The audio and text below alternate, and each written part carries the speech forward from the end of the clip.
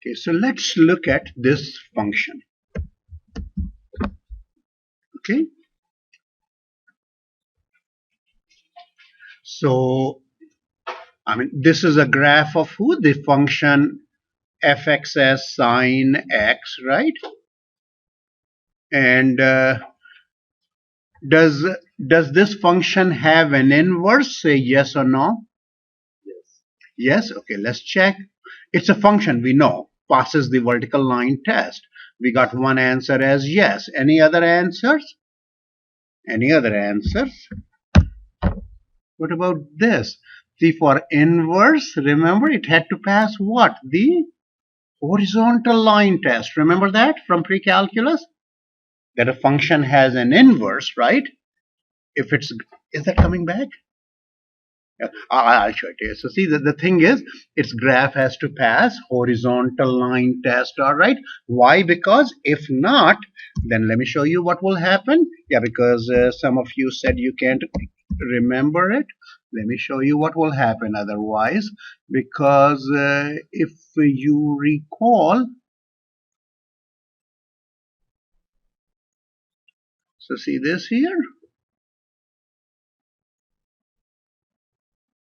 This is another graph of sine x and it still flunks the horizontal line test, right?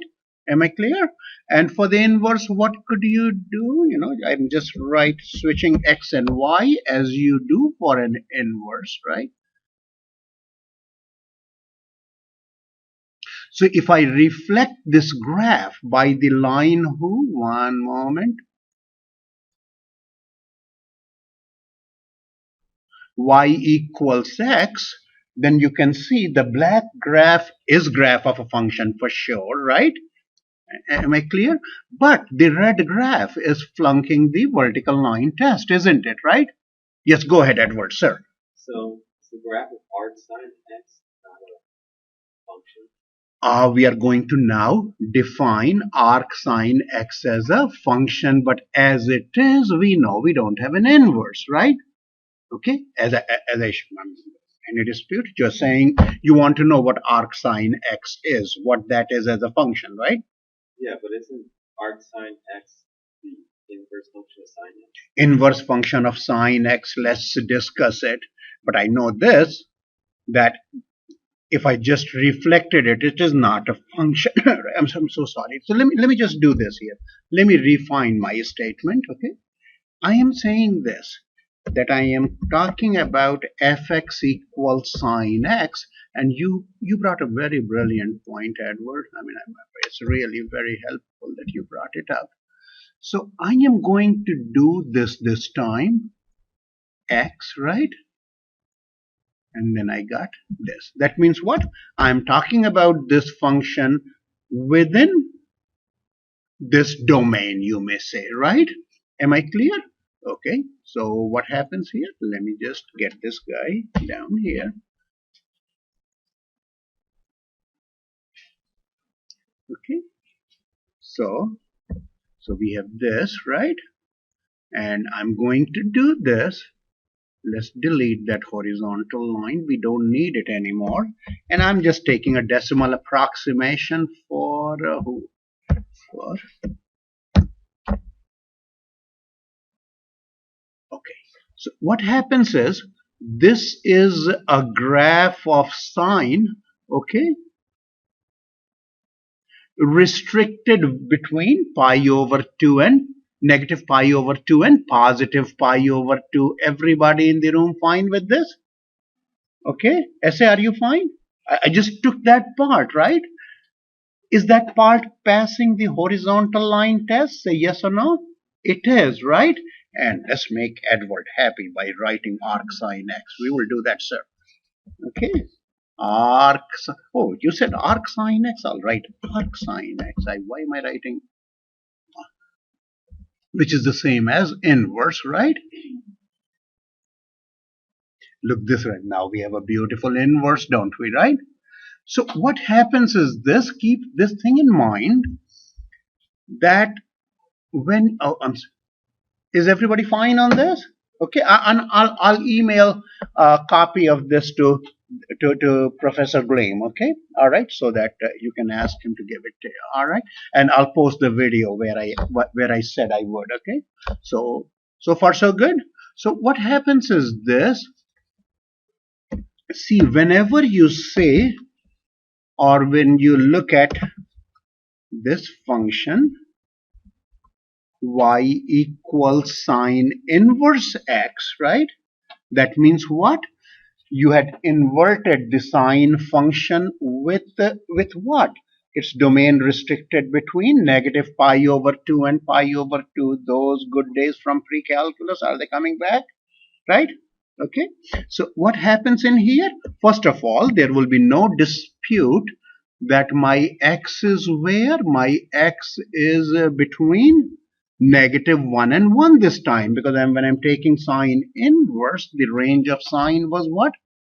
Negative 1, 1, right? So the domain of sine inverse will be negative 1 to 1, right?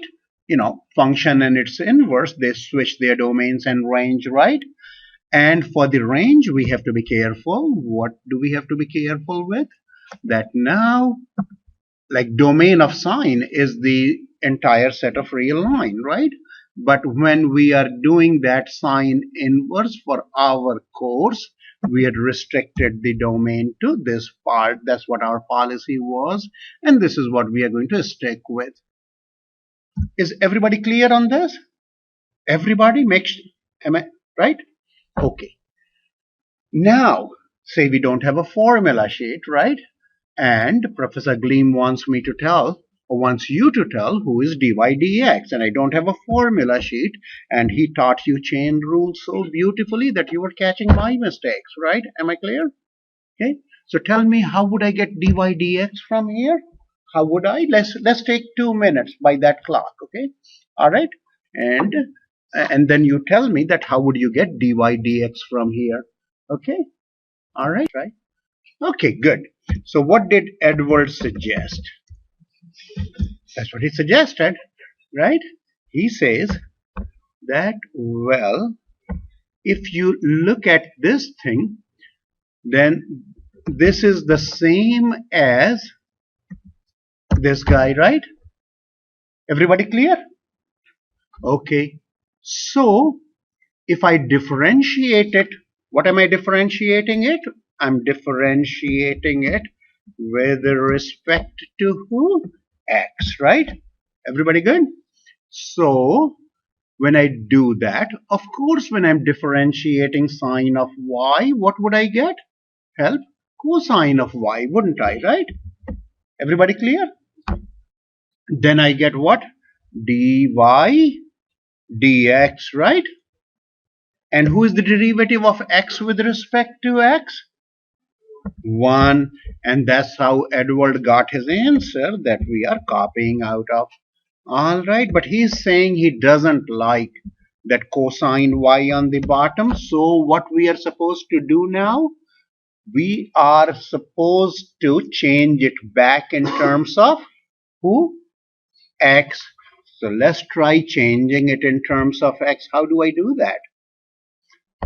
Because I know y is sine inverse x. I can write cosine of sine inverse x, but the thing is, say he insists on writing that as an algebraic expression, then it will be more demanding. So let's just do it all together. Go ahead and say, what were you suggesting? You weren't suggesting anything. I thought you said this. That's all right. Any suggestions? I know this, that sine y is x, right? Don't I know that? So if I know what sine of y is in terms of x, can't I write cosine of y in terms of x? I of course can, right? Why? Because remember this. Who is this guy? Yeah, I'm just trying to beat the clock. Okay, so cosine square y equals 1, right? Does everybody believe in that? What will this mean? Sine y is how much? Is sitting right here in the upstairs, right? That's what? X square, right? Plus what? Cosine square y equals 1. Everybody fine? Let me write a connective here. Okay. When what happens? Then what happens? Help, please, somebody, anybody. I'm doing what? I'm trying to solve for who? Cosine y in terms of x, right? So I got cosine square y in terms of x now, right? Okay. So now the trouble is this. There is no trouble. Why am I saying trouble? There is no trouble. We are doing so well, right? I'm just writing it below here. So now what happens? We have cosine of y as, okay, cosine of y is what? Plus or minus 1 minus square root of 1 minus x square. Everybody clear? Now the trouble is this. Why did I say trouble again? I don't know. But anyways, the question is this. Not a trouble. Question is this. Which sign to retain here, right? Everybody fine? The positive sign or the negative sign, right? Am I clear? So which sign should we retain? Quickly, please. Somebody, anybody? The positive. Very good. Why positive? Because notice this. Where does y live? Y lives in the fourth quadrant or the first quadrant, right? Everybody clear? Negative pi over 2 to pi over 2 would be what? 0 to pi over 2 is the first quadrant, right? And if you go towards negative pi over 2, that's the fourth quadrant, right? And cosine is not negative in either of the two, right? Excuse me. Everybody clear? So, because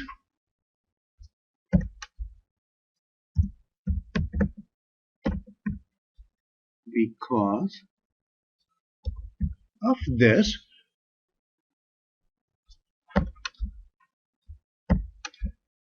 we can just write in this situation, right? Makes sense? So here we go.